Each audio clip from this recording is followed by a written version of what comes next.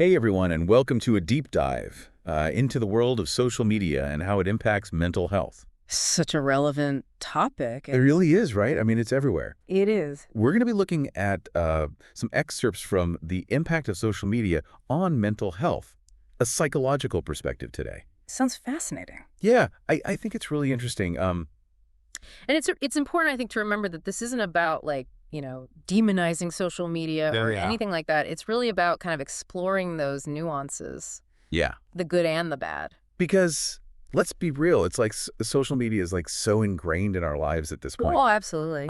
So maybe we should start with the good stuff. Always good to start on a positive note, right? Right. And the source actually highlights how social media can create incredibly valuable connections. Yeah, it's really interesting how it's become such a lifeline, especially for people who might be feeling isolated or alone. Think about online support groups for people dealing with depression or chronic illnesses.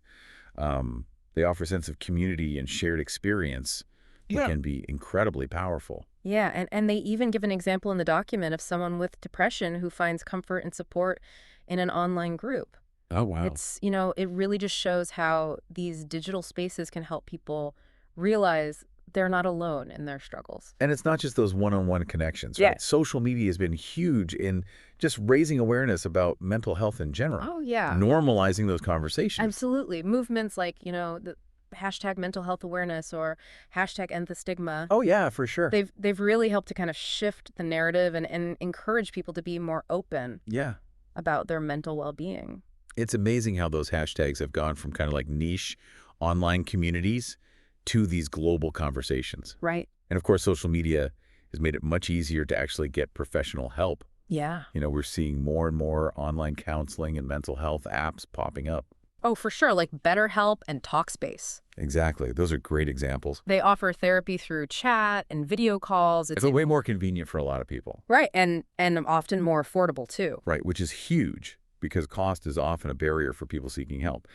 But it's interesting because it also brings up a lot of new questions about the quality and the ethical considerations around these platforms. That's a good point. It's still kind of a rapidly evolving landscape. Yeah. There's still a lot to figure out. So we've talked about, the potential benefits, but we also need to acknowledge the downsides, right? That's The source actually dives into the link between excessive social media use and increased anxiety and depression, Yeah. particularly for younger people. It's an interesting connection because our brains are just naturally wired for this social comparison thing. Okay. But then social media comes along and it throws this constant stream of curated and often unrealistic images and lifestyles right at us. It's like Yeah. social comparison on steroids. Yeah, it's like social comparison on steroids. Exactly. And the document actually gives this example of a college student who starts to feel inadequate after seeing influencers posting about their seemingly perfect lives. It's so easy to get caught in that trap, Right, because you think everyone else's life is this highlight reel. right? And yours is somehow falling short. Exactly. And the thing is, those comparisons often happen subconsciously. Oh, yeah. We might not even realize how much these online experiences are affecting our self-perception. And then you add in cyberbullying and online harassment, Right. which is, the internet can be a really cruel place. It can, and it's the anonymity, right? Right. People feel emboldened to say and do things they would never dream of doing in person. Yeah, the document shares an example of a teenager who starts receiving just incredibly cruel messages about their appearance on Instagram. Oh, gosh. And this constant negativity can have a devastating impact, especially when you're, at that age and you're still figuring things out. Yeah. It's heartbreaking, and sadly, it's so common. And then there's FOMO, right? The fear of missing out. Oh, yeah. Social media constantly shows us images of people having fun, going to parties, achieving amazing things. Right? It's so easy to feel like you're always on the sidelines. Totally. And the document gives an example of someone who's scrolling through party pictures online and they start feeling lonely. Ugh, I hate that. Even though, before they saw those pictures, they were perfectly content staying in. Right. You start questioning your own choices, Exactly. your own happiness. Yeah, it really shows you how social media can sometimes warp our perception of our own lives. And it's not even just the content we're consuming, right? No. It's the sheer volume of information Yeah. that we're constantly bombarded with. Right, like our brains weren't designed to process this constant influx of data. It's like information overload, right? It is. Makes it hard to focus. It can even mess with our sleep. Absolutely. The document mentions a high school student who's struggling to focus in class because they're up late scrolling. Oh, that makes sense. All that screen time before bed, it messes with our sleep. Right. Reduces melatonin production, makes it harder to fall asleep and stay asleep. Exactly. And I think this brings us to a really crucial point. To understand why social media has such a powerful hold on us, we need to look at the psychology behind it. Okay, so let's get into the psychology of it all. This is where it gets really interesting for me. All right, let's dive in. All right, so let's dive into some of those psychological theories that can help explain why social media affects us the way it does. The source document starts with Leon Festinger's social comparison theory, which he proposed back in 1954. Social comparison theory. Yeah. Okay, what's that all about?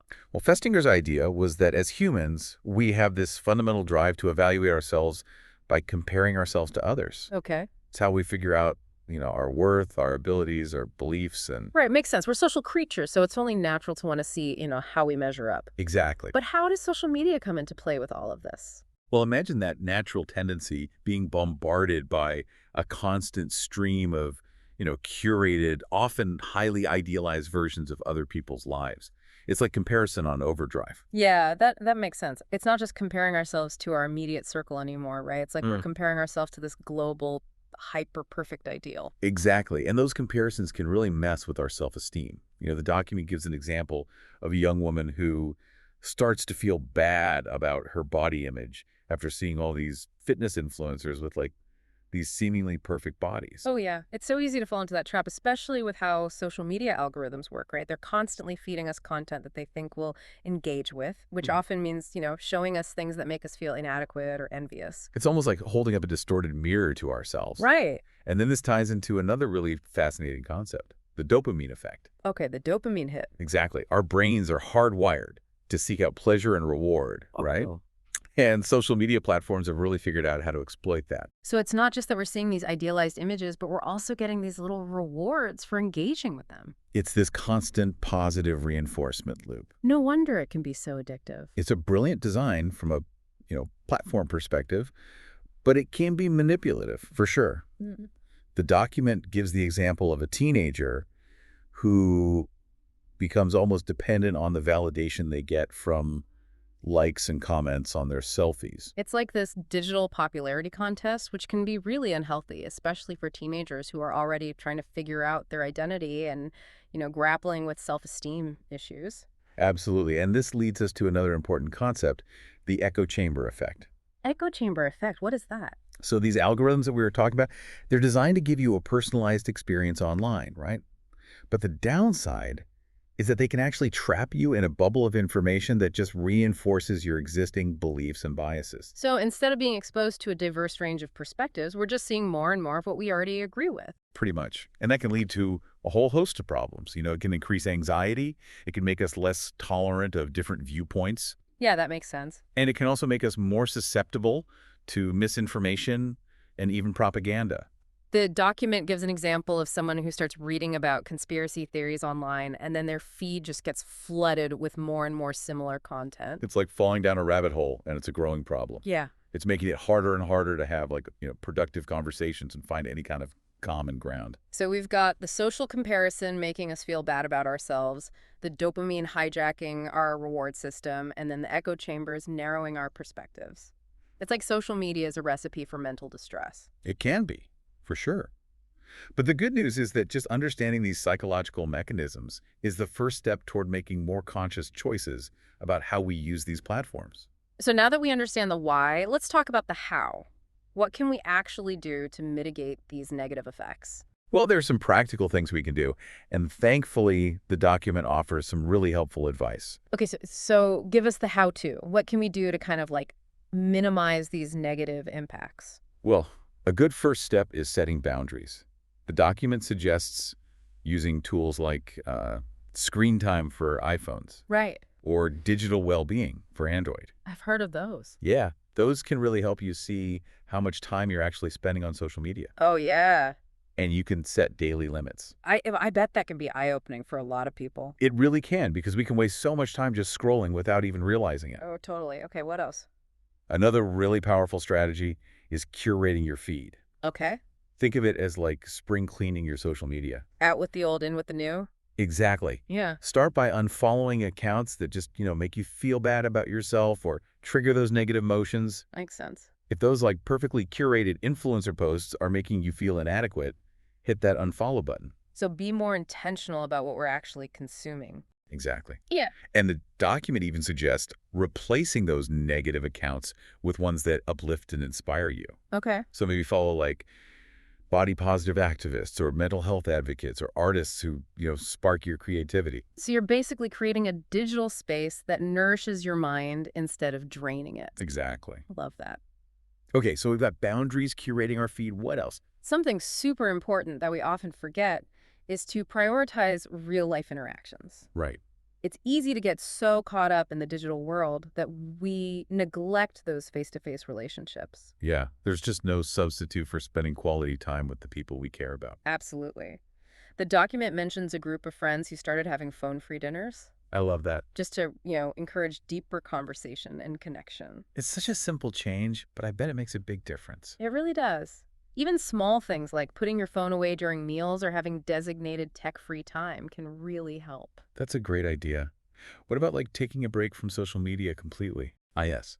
That's where the idea of a digital detox comes in. Okay, digital detox. It's like hitting the reset button on your mental well-being. So like a social media cleanse for the soul. Pretty much. Yeah. The document suggests taking like a weekend off social media each month or even just a day or two, Wow. just to disconnect and recharge. Yeah. Step away from the constant notifications and comparisons and just be present. Yeah, the document gives an example of a guy, a professional, who finds that taking regular digital detoxes makes him more focused and productive at work. Right. It's like you clear out the mental clutter to make space for what really matters. I like that. But what about if you're dealing with something more serious like anxiety or depression or even addiction related to social media? That's a really important point, and the document actually stresses that there's professional help available, Right. and they encourage anyone who's feeling overwhelmed to reach out. There's no shame in asking for support. Not at all. Seeking help is a sign of strength, not weakness. Exactly, and it can make a world of difference. So we've covered a lot today, from the potential benefits of social media to the psychological downsides, and then all these practical ways to use it more mindfully. It's a lot to think about for sure. It's been quite the deep dive. It really highlights how important balance and awareness are when it comes to social media. So as we wrap things up here, we want to leave you with one final thought. How do you think our understanding of these psychological effects might shape the future of social media? That's a great question. Could we design platforms that, prioritize well-being instead of, kind of exploiting our vulnerabilities? It's a fascinating idea, and hopefully one that tech companies are starting to consider more seriously. Well, that's all the time we have for today. It flew by. I know, right? Thanks for joining us for this deep dive into social media and mental health. We hope you found it insightful and maybe even picked up a few tips for using social media in a healthier way. Remember, knowledge is power. Awareness is the first step toward positive change. Thanks again for listening, and until next time, stay curious.